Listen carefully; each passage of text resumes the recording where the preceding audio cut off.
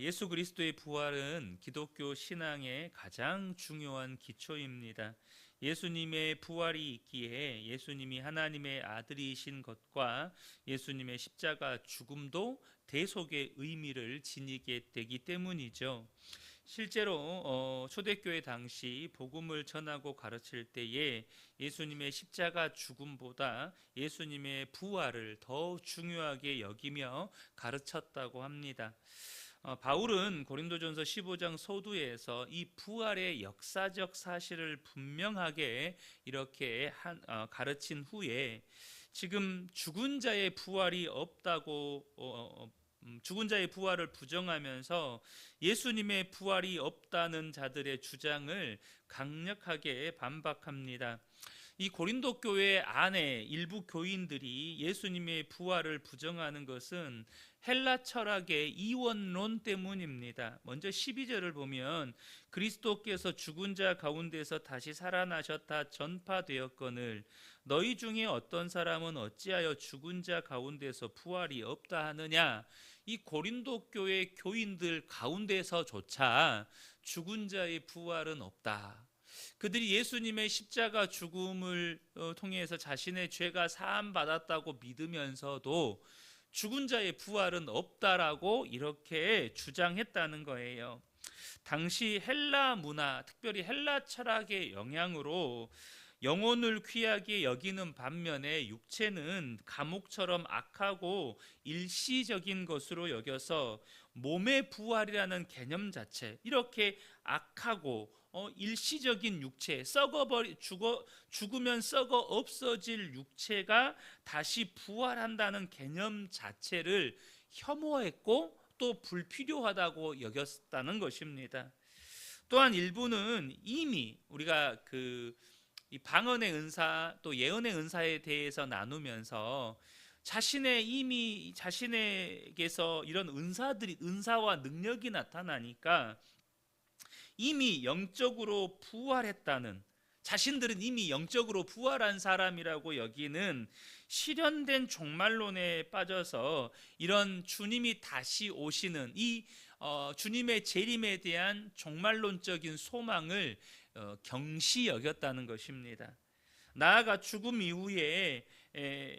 이후를 허무하게 보는 당시 다양한 이 철학의 학파 중의 일부였던 이 에피쿠로스, 현세의 쾌락을 중요하게 여겼던 이 에피쿠로스 철학의 영향도 무시할 수가 없었습니다. 그런데 이런 문화 속에서도 신실한 성도들은 부활 신앙 때문에 사회적인 특권을 포기하고 오히려 자신의 삶을 하나님께 드리는, 영원한 하나님 나라와 이 십자가 복음을 전하면서 이 하나님 나라를 준비하는 일에 헌신하며 고난을 감내하고 사는 성도들이 있었습니다. 그런 고린도 교회를 향해서 사도 바울은 부활의 역사적 확실성과 더불어서 부활이 가지는 의미가 무엇인지 지금 고린도 교회 성도들에게 가르치고 있는 것이죠. 앞서 말씀드린 것처럼 고린도 교회 교인들 중에 일부는 부활이 없다라고 주장하며 거기에 동조했습니다. 이 영지주의자들은 몸은 악한 것인데 그 몸이 다시 살아난다, 이건 있을 수가 없는 거예요. 그래서 몸의 부활 자체를 굉장히 혐오스럽게 여겼다는 것입니다. 이러한 영지주의자들의 주장은요, 증거가 있어서 이런 주장을 하는 걸까요? 몸은 부정한 것이다, 몸은 더럽고 악한 것이다, 그러므로 몸의 부활은 혐오스러운 것이고 몸의 부활은 있을 수가 없는 것이다 라고 하는 이 주장은 여러분 뭔가 증거가 있어서 그렇게 주장하는 걸까요? 여러분, 예수님의 부활은요, 증거가 있기 때문에 주장하는 것입니다.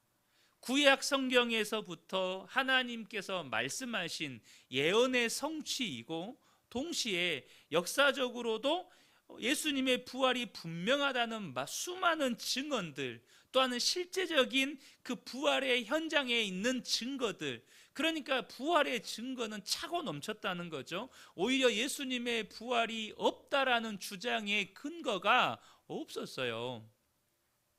그런데 지금 본문에서 말하는 이 영지주의자들의 이 부활이 없다, 부활은 있을 수가 없다, 부활은 혐오스러운 것이다라는 이 주장의 근거가 있느냐는 거예요. 없다는 것입니다.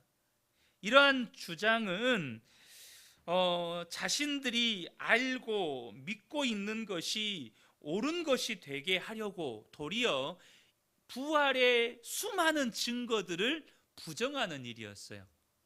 그러니까 자신들의 주장을 뒷받침하는 근거가 있어서 주장하는 게 아니고 자신들이 옳다고 믿는 그것들이 실제 사실이라고 주장하기 위해 있는 증거들을 부정하고 있었다는 것입니다. 여러분, 이것이 마음의 완고함이고 완악함이라고 하는 거예요. 소위 당시 영지주의자들은요, 사회에서 상당한 지식인들이었고 엘리트들이었습니다. 오늘날로 이야기하면 정말로 공부를 많이 한 사람들이었어요.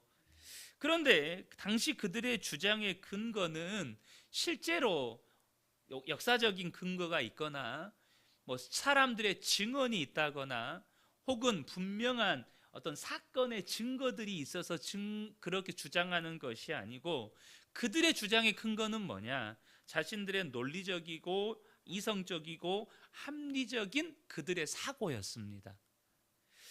다시 말해서 그들의 생각이 그들의 주장의 근거였어요. 나는 이렇게 생각하기 때문에, 그래서 나의 생각은 합리적이고 이성적이고 논리적이기 때문에 내 주장은 맞아. 이것이 그들의 주장의 핵심 원리였습니다. 그래서 당시 이러한 사상가들이나 철학가들의 자기들의 주장이 충돌하잖아요. 서로 상반된 주장을 해요. 그러면 어떻게 하냐면 광장에 모여요. 사람들이 모여 있는 거죠. 광장에 모여서 상반된 주장을 하는 사람들끼리 토론을 해요. 그래서 더 합리적이고 논리적이고 설득력 있는 주장을 하다고 여겨지는 사람들이 그 사람의 손을 사람들이 들어줘요. 그리고 나서 그 사람의 주장은 사실이 되는 거예요. 근데 문제는 나중에 또 그 사람보다 더 합리적이고 더 설득력 있는 어떤 사상가가 주장을 펼치면 그럼 또 이번에는 이 사람의 주장이 맞는 거예요. 여러분, 이게 말이 됩니까? 좀 더 합리적이고 좀 더 논리적이고 좀 더 설득력 있는 그런 주장을 펼치게 되면 이제 그 사람의 주장이 맞는 거예요. 그래서 더 이성적이고 더 합리적이고 더 논리적인 주장의 사람의 어떤 그 주장을 하는 사람의 의견이 맞는 거예요. 그런데 여러분, 문제가 뭐죠?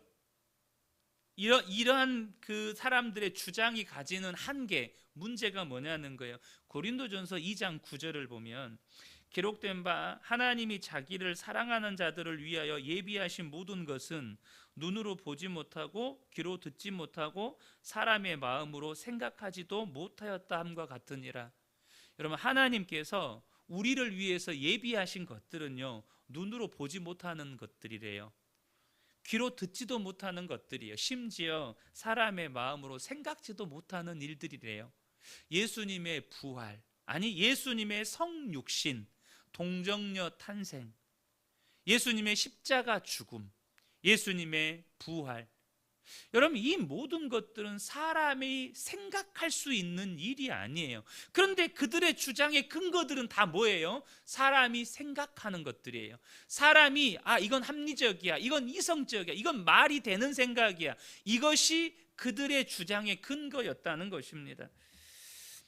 저는 사랑하는 성도 여러분, 저는 먼저 저와 여러분이 지금 생각하는 것, 지금 내가 말하고 주장하는 것들이 단지 내가 이것이 논리적이고 합리적이고 이성적인 그런 생각의 결론에 근거한 것인지 아니면 하나님의 말씀에 근거한 것인지를 늘 돌아보실 수 있는 저와 여러분 되시기를 축복합니다.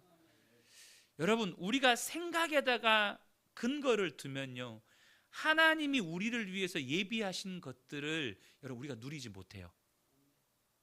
여러분, 우리의 인생이 내 생각대로 되던가요? 지금까지 우리 어르신들 계시잖아요. 70년 80년 살아오셨는데 내 생각대로 안 되는 게 인생이잖아요. 그런데 우리는 자꾸 내 생각에는 이래요, 내 생각에는 이게 옳아요. 근데 그게 하나님의 말씀이냐는 거예요. 하나님이 말씀하시고 하나님이 내 삶 가운데 역사하신 것이냐는 거예요. 여러분, 내 생각의 근거를 주님의 말씀에 둘 수 있는 저와 여러분 되시기를 축복합니다.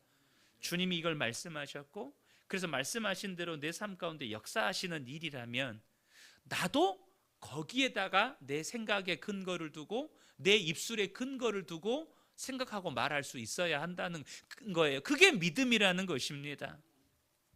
사도 바울은 이야기합니다. 죽은 자의 부활이 애초에 불가능하다면 그리스도의 부활도 없고, 그러면 부활을 전하는 사도들도 거짓말쟁이가 되고, 기독교는 거짓말의 근거에서 수천 년을 이어온 사기꾼들의 집단이 되고 종교가 된다는 거예요. 13절부터 15절을 보면 만일 죽은 자의 부활이 없으면 그리스도도 다시 살아나지 못하셨으리라.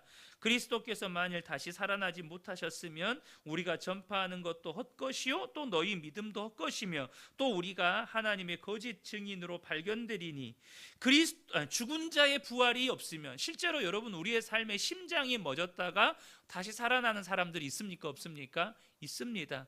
의학적으로 소위 말해서 몇 분 이상이 넘어가면 완전히 사망이라고 말하는데, 의학적으로 완전히 사망 상태, 30분, 40분 이렇게 심장이 멎었다가 다시 소생되는 경우가 있잖아요. 이처럼 죽은 자의 부활이 없으면 그리스도의 부활도 없다는 거죠. 그리스도의 부활이 없는 복음은 여러분 있을 수가 없어요. 그리스도의 부활이 없는 복음은 존재할 수가 없습니다. 따라서 부활이 없다면 그리스도도 없고 하나님의 아들의 성육신도 없어요. 예수님은 구원자가 아니고 예수님의 죽음은 자신이 죄인임을 입증하는 것밖에 되지 않고, 따라서 인간의 죽음 또한 뭐가 되는 거예요? 모든 것의 끝이 되고 인간은 소망 없는 존재가 된다는 것입니다. 죄를 용서받을 수 있는 길도 없고, 성부 하나님 앞에서 우리를 변호해 줄 대언자도 없고, 부활하신 왕 예수님께서 보내주신 보혜사 성령님도 없고, 이 땅에서 살아갈 때 사탄의 세력을 이기는 일도 없고, 믿음으로 영생을 누리며 사는 일도 없어요. 여러분, 부활이 얼마나 중요한 일인지를 아셔야 합니다. 부활이 얼마나 중요한 의미를 지니고 있는지를 알아야 돼요. 무엇보다 부활이 없으면 우리의 죽음은 영원히 깨어나지 못하고 지옥 형벌에 처하는 영원한 절망적인 잠이 되어버리는 것입니다. 사랑하는 성도 여러분, 그리스도의 부활은 사망 권세를 이기신, 사탄의 권세를 이기신 그 예수님의 권세, 하나님의 권세를 상징하기도 합니다. 그러므로 그리스도의 부활은 우리에게 무엇을 보장하는 거예요? 이 세상을 따르지 않고 예수님을 따라 살며 사탄의 권세, 지옥 권세를 이기고 승리하는 삶을 보장하는 것입니다. 예수님이 사망 권세 이기시고 부활하셔서 승리하셨기 때문에 그 예수님을 주로 섬기는 우리들도 이 세상에서 사망 권세, 사탄의 권세를 이기며 승리하며 살아갈 수 있게 되는 거예요. 예수님과 하나님의 나라를 위해 박해를 당하고 수치와 모욕을 당하고 추방을 당하고 때로는 가난한 삶을 사는 것이 가치 있는 삶이 되는 것입니다. 그래서 여러분, 부활이 없다면 그렇게 살아온 그리스도인의 삶은 가장 불쌍하고 어리석은 삶이 되어버리는 거예요. 순교란 있을 수도 없는 거예요. 여러분, 왜요? 순교는 가장 어리석은 죽음이 되어버려요. 선교사 있을 필요가 없습니다. 왜요? 그 복음이 가짜인데, 복음 자체가 성립하지 않는데 선교사가 있을 수가 있나요? 여러분, 부활이 있기에 성도의 삶의 모든 것에 의미가 부여되고 성도의 삶에 가치가 있는 것입니다. 그리스도의 부활은 구약에서부터 약속하신 모든 언약의 약속을 완성하며 또 장차 이루어질 새하늘과 새 땅의 약속을 성취하는 사건입니다. 따라서 오늘 그리스도인들로 하여금 그 하나님 나라의 축복을 미리 누리고 또 그 영원한 하나님 나라의 삶의 질서와 가치를 따라서 오늘 우리로 하여금 살게 만들어 준다는 거예요. 여러분, 부활의 산 소망만이 우리로 예수님께서 걸어가셨던 그 십자가 죽음의 삶을 본받아 살 수 있게 만들어 줄 수 있을 뿐만 아니라 그 삶이 의미가 있고 가치가 있게 해준다는 거예요. 여러분, 부활은 확실합니다. 부활은 역사적으로도 부인할 수 없는 확실한 사건이지만 그 부활이 우리 믿는 성도들의 믿음이 진짜 살아있는 믿음이고 가치 있는 믿음이고 그 믿음과 수고의 삶이 결코 헛되지 않게 만들어준다는 거예요. 저는 이 새벽에 함께 예배하는 우리 모든 성도님들이 부활하셔서 오늘 바로 지금 우리와 함께 계시는 살아계신 예수님을 믿는 믿음으로 오늘 하루를 살아가시기를 예수님의 이름으로 축복합니다.